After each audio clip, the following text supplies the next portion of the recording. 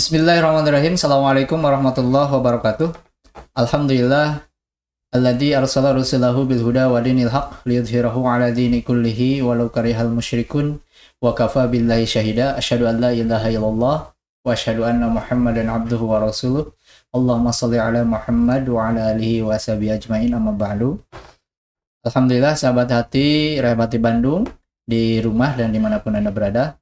Bersyukur kehadirat Allah Subhanahu wa taala, salawat dan salam semoga senantiasa tercurah terlimpah kepada kedua hasanah kita Rasulullah Muhammad sallallahu alaihi wasallam, juga kepada keluarganya, para sahabatnya serta umatnya sampai akhir zaman. Alhamdulillah pada kesempatan yang berbahagia ini saya kedatangan tamu nih. Alhamdulillah sosok anak muda yang mungkin nanti akan berbagi cerita ya. Mudah-mudahan nanti teman-teman sahabat hati di Bandung khususnya kaum milenial nih bisa mengambil hikmahnya.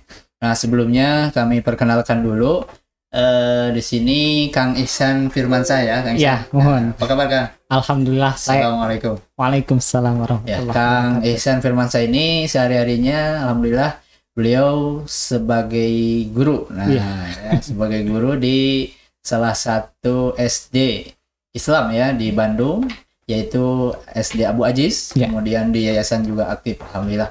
Ya, itu yang insya Allah pada kesempatan sore hari ini, siang hari ini kita akan berbagi ataupun nanti Kang Ihsan akan menyampaikan beberapa hal ya, ataupun tausiah singkat mungkin dan nanti teman-teman juga boleh mungkin tanya-tanya ya di kolom komentar kita di Rehabati Bandung Official ini. Ya, baik, untuk selanjutnya silakan mungkin Kak Ihsan untuk menyampaikan materi pertamanya. Iya, Ya, mangga, Kak mohon Ihsan. mangga. Bismillahirrahmanirrahim. Innal hamdalillah nahmaduhu wa nasta'inuhu wa nastaghfiruh wa na'udzubillahi min syururi anfusina wa min sayyiati a'malina. May yahdihillahu fala mudhillalah wa may yudlil fala hadiyalah. Asyhadu an la ilaha illallah wahdahu la syarikalah wa asyhadu anna Muhammadan abduhu wa rasuluh alladzi la nabiyya ba'da amma ba'd. Nah, sahabat hati, Rehab Hati Bandung yang dirahmati oleh Allah Subhanahu wa taala dan juga para kaum milenial nih yang seumuran ya.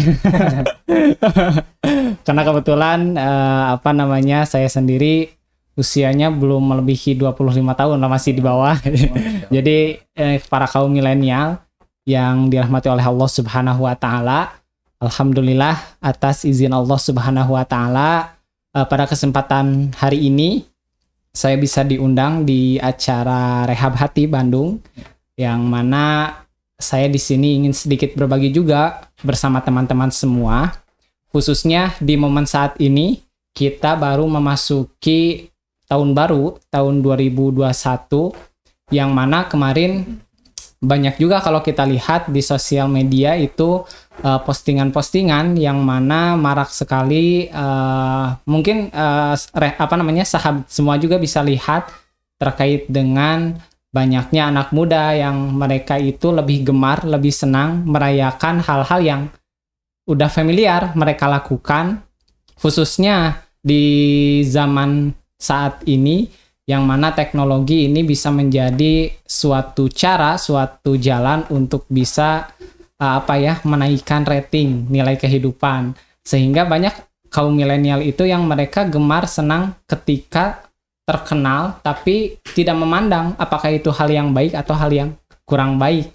Nah, itu yang istilahnya menjadi suatu hal yang mesti kita hadapi juga mungkin bersama.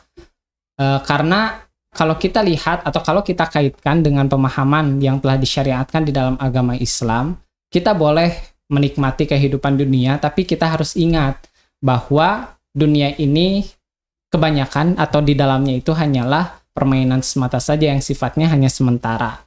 Sehingga harus ada penggugah juga untuk para kaum milenial ini, sehingga mereka tidak terbawa arus, sehingga mereka masuk atau terjerumus kepada hal-hal yang sebenarnya itu diharamkan dalam syariat agama Islam, hanya saja dibalut dengan hal-hal yang istilahnya kekinian ya, sehingga mereka lupa pada hakikatnya di dalam agama Islam ini itu merupakan sesuatu hal yang dilarang. Nah, salah satunya kemarin ketika perayaan tahun baru atau nanti ada yang akan datang Februari itu nih. apa namanya? Februari.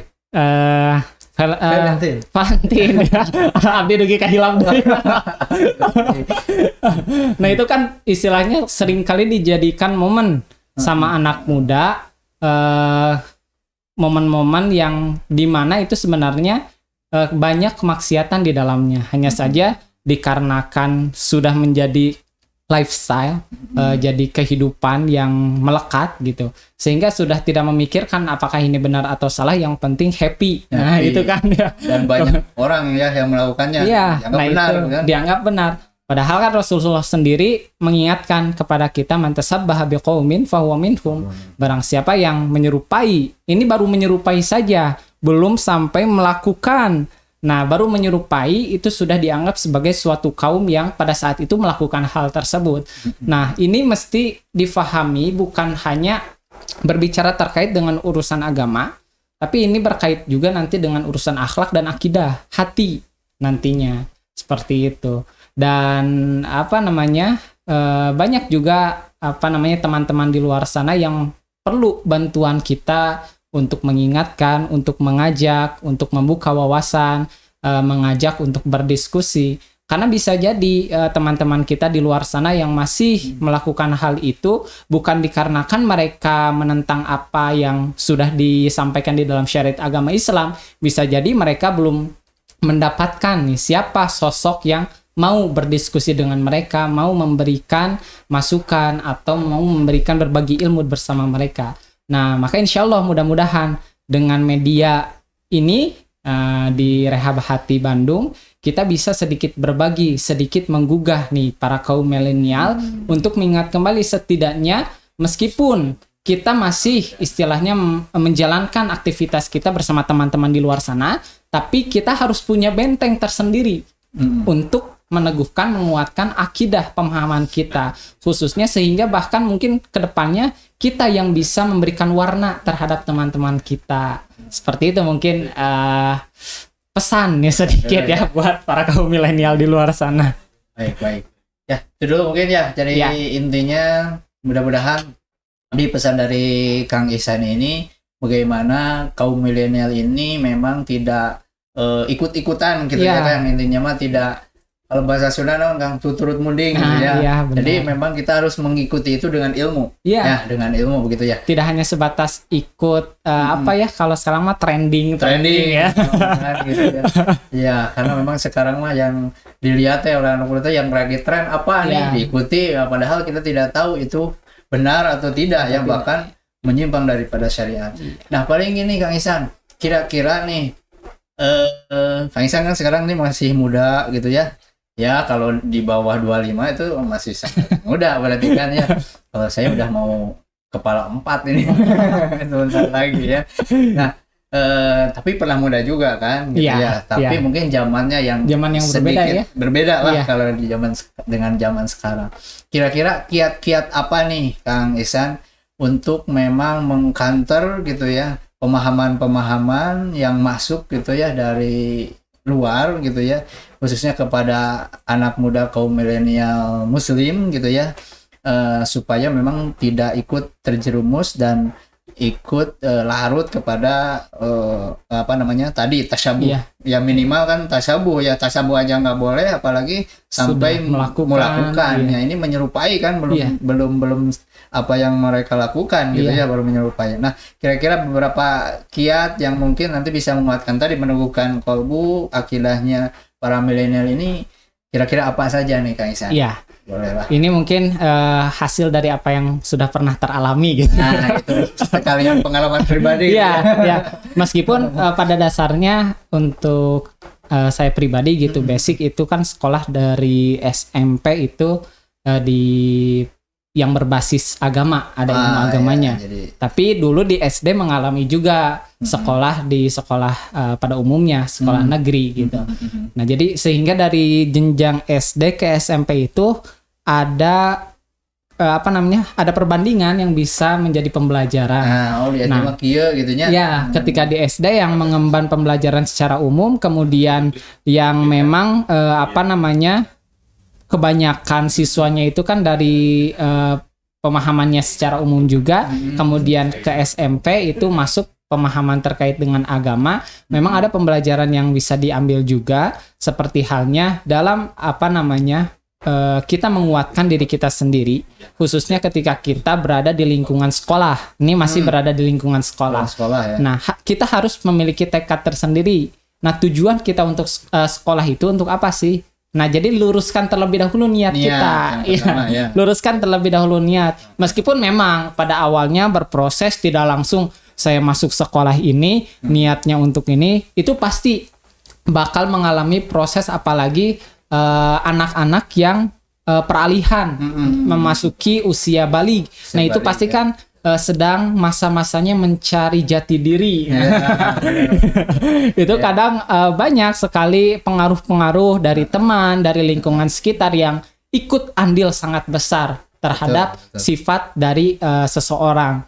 Nah, karena dari dulu mungkin ada juga pendidikan dari orang tua, ya alhamdulillah mamah dan juga bapak di rumah sering kali memberikan masukan, mengingatkan, kemudian mengajak untuk melakukan hal-hal yang baik, sehingga tanpa terasa, meskipun ya di awal-awal juga sama, yang namanya anak ketika diminta bantuan, disuruh sama orang tua pasti ada rasa malas, rasa kesal ya. Tapi dikarenakan mungkin dari dasarnya kita apapun yang disampaikan oleh orang tua mesti kita lakukan itu benar apa adanya. Contoh, dulu pernah ada satu pengalaman waktu awal masuk SMP itu, kebetulan nggak terlalu jauh dari rumah. Waktu pertama kali pindah ke Rancabolang, rumah di Rancabolang. Nah, pada saat itu waktu mau berangkat, karena memang jarak dari rumah ke sekolah tidak terlalu jauh, yang biasanya di hari-hari sebelumnya berangkat itu menggunakan ojek abodemen. Nah, karena pada saat itu kebetulan bapak membelikan sepeda. Nah, pada saat itu pengen nyoba pakai sepeda. Tapi mama waktu itu bilang, hari ini mah pakai motor we dulu, atau jangan dulu pakai sepeda, nanti we. Tapi pada saat itu karena dengan pedenya, karena ingin gitu menggunakan sepeda, apalagi sepedanya baru dibeliin gitu. Sepeda baru kan. Iya, bilang ke mama, udah dekat ini ya tuh mah, gak akan apa-apa naik sepeda juga. Waktu itu mama bilang gini, hati-hati di jalannya bisa ada yang ngambil sepeda. Dengan lantang pada saat itu saya bilang, tenang, gampang, tinggal ngagorowok we, gitu Pak. Pas gitu memang kejadian hari itu juga pulang sekolah, ada yang istilahnya kalau sekarang mau begal ya. Ada yang ngambil sepeda. Nah, dari situ memang menjadi pembelajaran, apapun yang dikatakan, apapun yang diucapkan menjadi saran dari orang tua untuk kita, itu dengarkan.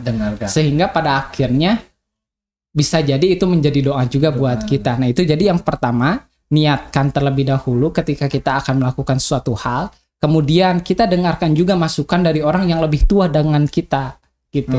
Apalagi misalkan sarannya ini dari orang tua kita. Nah, upayakan kita mampu menjalankan, mendengarkan apa yang disampaikan.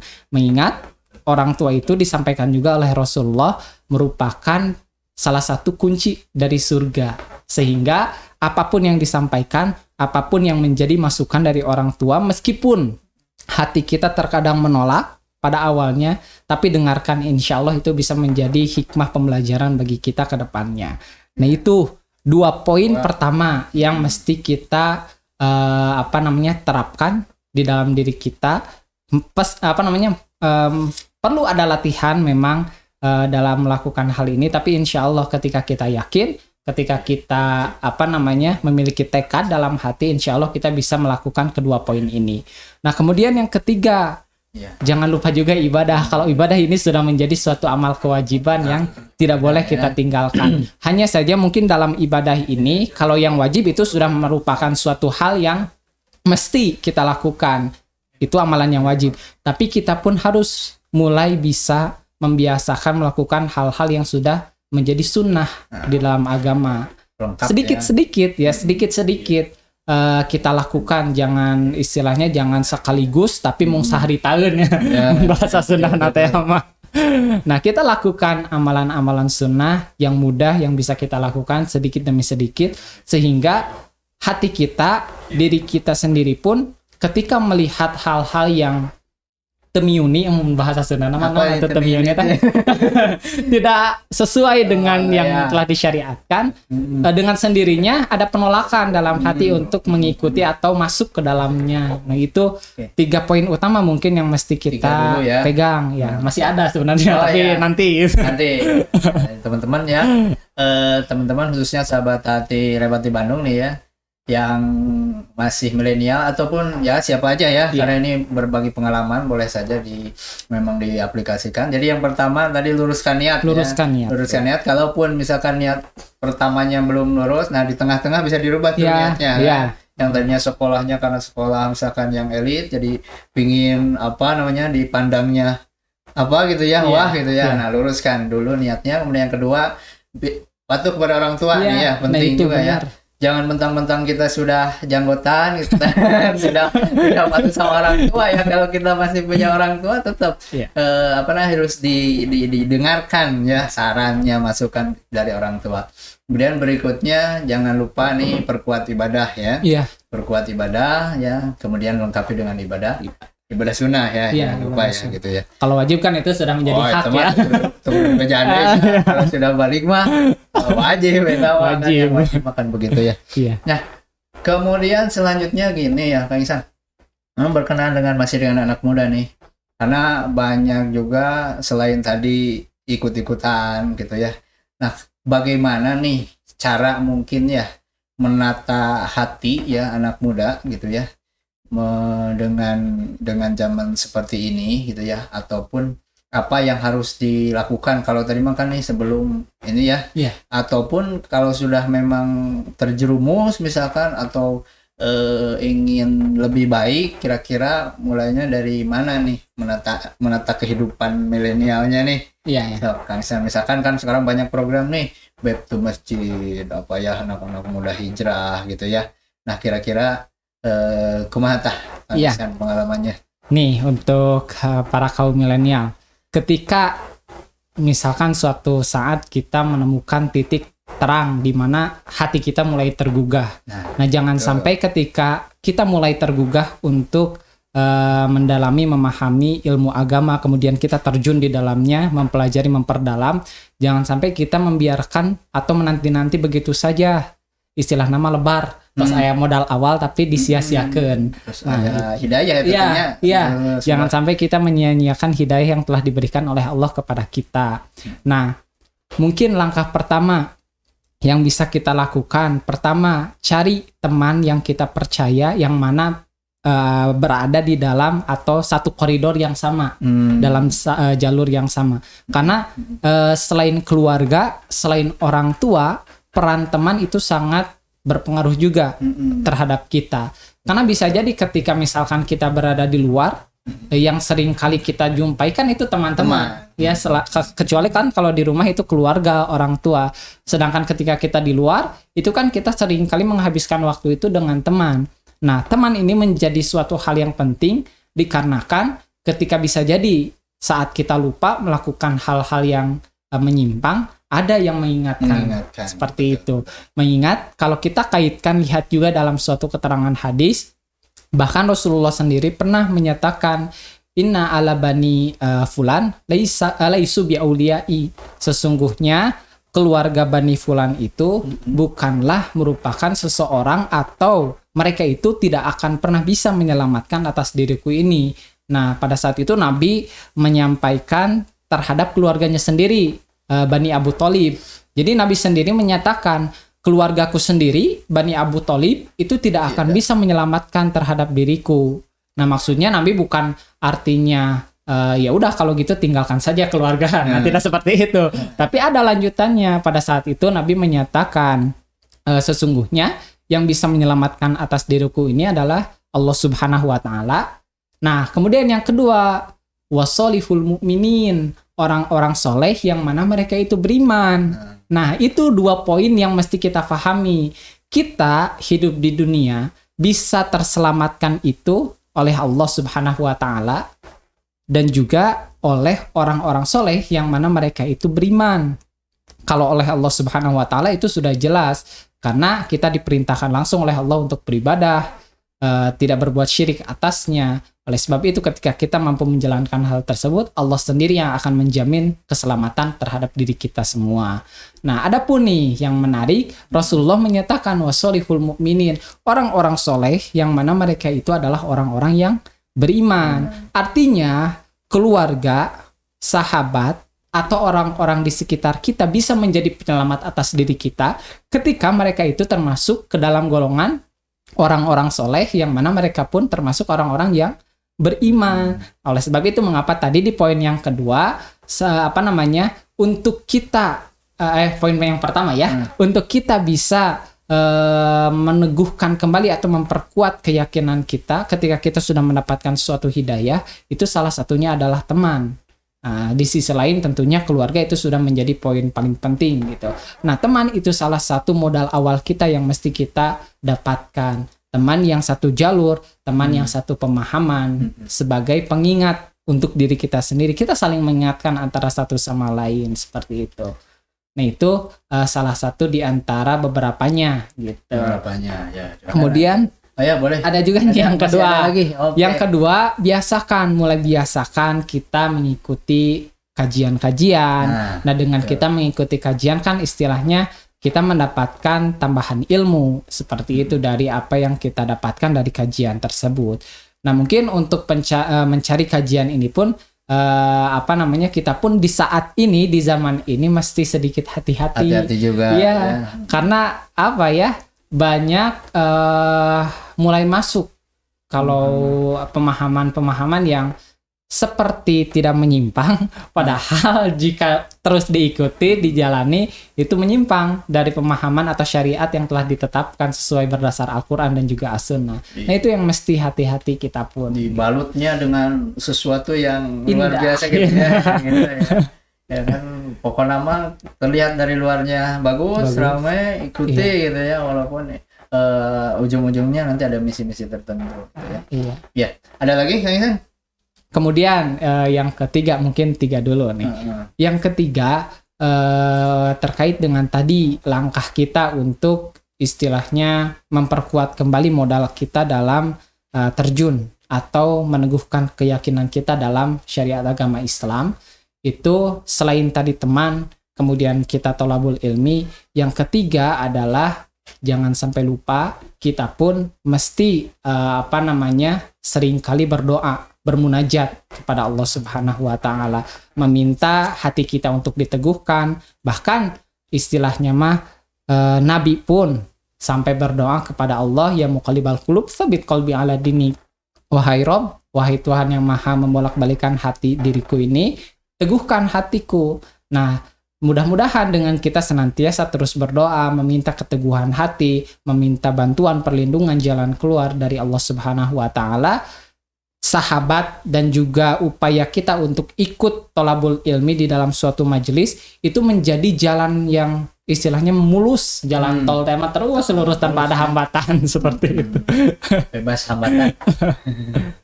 Ya, itu dulu ya. Baik, itu ada berapa? 3 atau 4 poin tadi yang disampaikan oleh Kang Ihsan ya, luar biasa sekali. Dan berikutnya, gimana nih kalau misalkan kita kan tidak luput dari kesalahan nih. Iya. Tidak luput dari kesalahan, bahkan dulu mungkin ya sama saja, saya juga dulu ketika anak muda, mungkin ketika masih muda ya, kayak nama anak kolot gitu ya. Sudah 10 anak saja sudah 5 kan begitu ya. Kang Ihsan lagi ini katanya ya. Sedang isi istrinya ya. Ya, bukan di bawah 25 tahun teman-teman ya. Jadi kalau yang sudah siap ini ya, yang di bawah 25 tahun gitu ya. Kang Ihsan saja nikahnya umur berapa? Abdi nikah Yosua 20 hiji. 20 hiji. 21 tahun. Luar biasa nih teman-teman. Jadi daripada nih teman-teman yang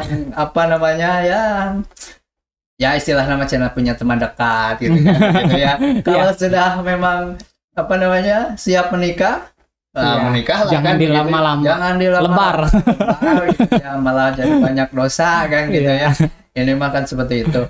Jadi kalau sudah siap menikah ya menikah gitu ya. di usia yang memang sudah, kalau sudah pantas lahnya, kita juga tahu lah mungkin kedewasaan itu memang tidak diukur dari usia juga ya. Tetapi kesiapan kan bisa aja dilihat dari usia ataupun memang dari pemahaman ya, terutama itu kan begitu ya. Nah, berkenaan dengan nih anak muda kan ataupun siapapun yang tidak luput dari kesalahan, dari dosa, itu maksiat gitu ya. Nah, ini bagaimana cara mungkin ya strateginya ataupun tuntunan dari Allah Subhanahu wa taala untuk kita mentazkiyah diri, membersihkan diri dari segala dosa-dosa tadi atau maksiat tadi yang mungkin apa namanya? Kalau dihitung dari akil balik sampai sekarang kan Masya Allah ya, luar biasa dosa yang pernah kita lakukan itu, baik yang secara langsung kepada Allah, berkenaan dengan anak Adam gitu ya, seperti itu. Nah, kira-kira proses tazkiyah nih yang paling mudah untuk anak muda seperti apa nih Kang Ihsan? Iya. Nah, terakhir lah ini ya, kalau udah mau 30 menit ini nggak kerasa. Nggak kerasa ya. Nih kalau anak zaman sekarang itu kadang mereka itu terlalu luput dalam hal yang namanya galau, susah move on. Nah itu kan istilahnya kalau itu menggunakan bahasa milenial. Tapi kalau kita gunakan bahasa secara syariat kan artinya itu kita mengetahui bahwa diri kita itu pernah atau sedang melakukan suatu kesalahan sehingga tanpa dirasa hati kita sendiri menjadi tidak tenang gitu. Nah bagaimana sih? Mungkin memang tanpa kita sadari seringkali kita melakukan suatu kesalahan. Tapi bagaimana hal yang mudah, cara yang mudah untuk kita bisa istilahnya move on, keluar dari jalur tersebut, kemudian meminta permohonan ampun kepada Allah Subhanahu wa taala. Nah, ini sedikit berbagi ilmu juga dari yang pernah saya dapatkan. Kalau kita lihat nih atau teman-teman di rumah, sahabat hati di rumah yang punya kitab Riyadhus Shalihin, nah itu bisa dilihat ada di dalam salah satu bab terkait dengan babut taubah. Itu disampaikan oleh para ulama bahwa untuk kita meminta permohonan ampun kepada Allah Subhanahu wa taala itu bisa salah satunya dengan cara kita bertaubat. Nah, taubat yang diajarkan oleh Nabi atau disampaikan oleh para ulama itu taubatan nasuha. Nah, ada beberapa langkah yang mesti dilakukan. Langkah yang pertama untuk kita bisa melakukan taubatan nasuha, kita sesali apa yang pernah kita lakukan dari suatu kesalahan, kita merasa menyesal akan hal tersebut. Nah, setelah kita merasa menyesal dalam melakukan hal tersebut atau suatu kesalahan tersebut, kemudian yang kedua yang disampaikan oleh para ulama di dalam kitab Riyadhus Shalihin pun disampaikan oleh Imam An-Nawawi, selain kita menyesal tadi, yang kedua kita meminta ampun. Nah, karena kita sudah tahu kita melakukan hal yang salah, kita mohon ampun kepada Allah Subhanahu wa taala. Setelah itu, setelah kita memohon ampun, tidak cukup sampai kita mohon ampun saja. Setelah itu kita hindari ketika misalkan diri kita mau terjerumus atau melakukan hal yang sama. Nah, kita ingat bahwa kita sudah meneguhkan hati kita sudah menyesali apa yang pernah kita perbuat, dan kita sudah berazam untuk meminta ampunan kepada Allah Subhanahu wa taala. Oleh sebab itu, kita mesti menghindari hal tersebut. Makanya tadi di awal disampaikan, kita butuh partner, teman yang sering kali mengingatkan kepada kita, soulmate. Soulmate syar'i gitu ya. Tapi yang namanya teman itu mungkin kita sendiri itu kembali ke pribadi masing-masing ya. Terkadang untuk saya pribadi, saya tidak membatasi teman yang saya miliki itu mesti seperti apa. Bahkan mungkin ada sebagian teman yang saya miliki pun bisa dikatakan yang mereka itu ya teman-teman secara umumnya gitu. Tapi di sisi lain kita pun mesti memiliki yang tadi soulmate, sohib yang siap untuk mengingatkan, menegur kita ketika melakukan perbuatan yang salah. Nah itu. Nah, 3 poin ini untuk kita mencapai taubatan nasuha itu mesti kita lakukan, mesti kita lewati. Nah, ketika kita telah berazam untuk kita melakukan taubat, tadi merasa menyesal, kemudian kita memohon ampun, dan kita menghindari untuk kita kembali atau terjatuh pada lubang yang sama. Nah, insya Allah taubat yang kita azamkan kepada Allah itu akan menjadi penggugur dosa. terhadap diri kita. Atau ada cara yang lebih mudah nih untuk para kaum yang mudah aja milenial. lah, biasanya mereka susah gitu ya. Yang simpel. Simpel aja, udah dilakukan gitu ya. Ini langsung disampaikan nih oleh Nabi. Dalam suatu keterangan Nabi pernah menyampaikan kesalahan itu bisa terhapuskan oleh amal kebaikan. Nah, artinya ketika kita menyadari diri kita banyak salah, diri kita banyak dosa.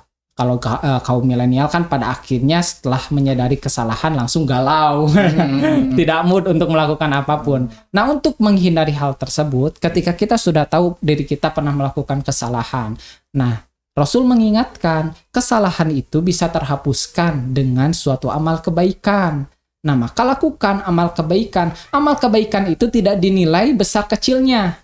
Nah, itu yang mesti diingat. Jadi contoh di Al-Quran Allah memerintahkan kita untuk sedekah. Karena tadi diperintahkannya untuk bersedekah hayang pagung-agung, gede-gede. Tapi ngan sakalian. Nah, itu kan yang kurang. Sekalinya Atau saya mohon sedekah deui. Sedangkan yang paling dicintai itu adalah suatu amalan yang terus-menerus, sedikit tapi terus-menerus dilakukan, istimror.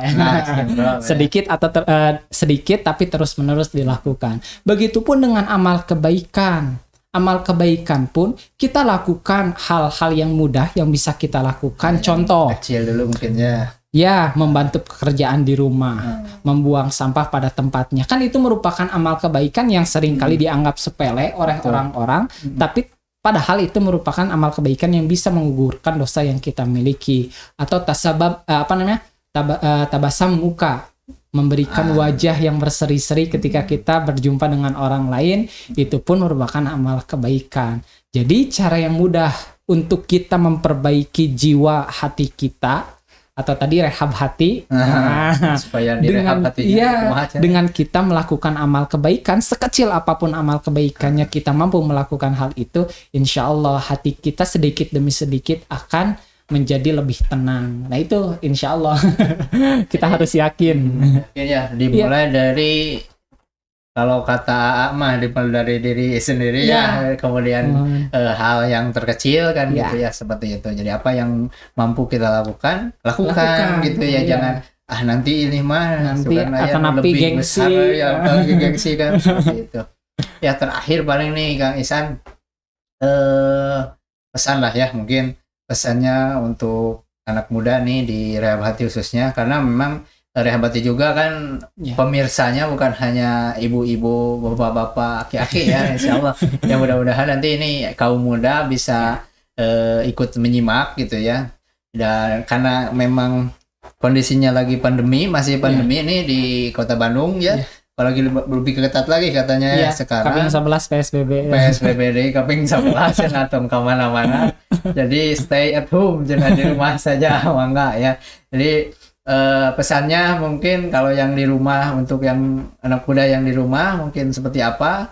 Apakah harus buat kreativitas atau apa? Atau mungkin secara umum pesannya Kang Ihsan nih 1, 2 atau beberapa poin supaya tadi intinya yang mudah aja bisa dilakukan pesannya kepada mereka. Silakan Kang Ihsan. Ya, ini pesan terakhir nih sebagai penutup juga untuk sohib semua atau teman-teman semua di rumah dan sahabat hati semua di rumah yang saat ini sedang menonton.